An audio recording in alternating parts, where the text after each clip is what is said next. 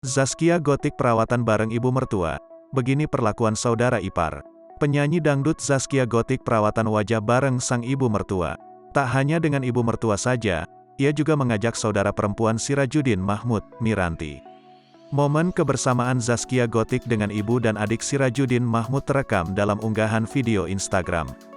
Terekam momen perawatan bareng Zaskia Gotik dengan ibu mertua dan sang ipar. Dalam foto tersebut, Zaskia Gotik sudah selesai perawatan di klinik kecantikan Dermapro.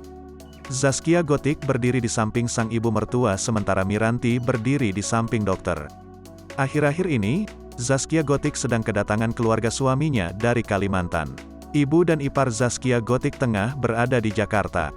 Baru-baru ini terekam aktivitas Zaskia Gotik dengan saudara perempuan Sirajuddin Mahmud, Miranti. Zaskia Gotik dan Miranti pergi bareng ke klinik kecantikan.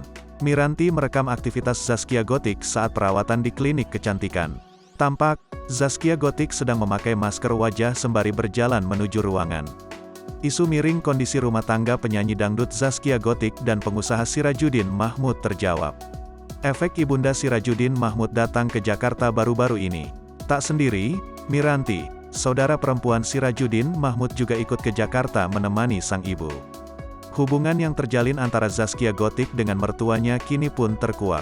Zaskia Gotik membagikan rekaman video ketika ibu mertuanya tiba di rumah.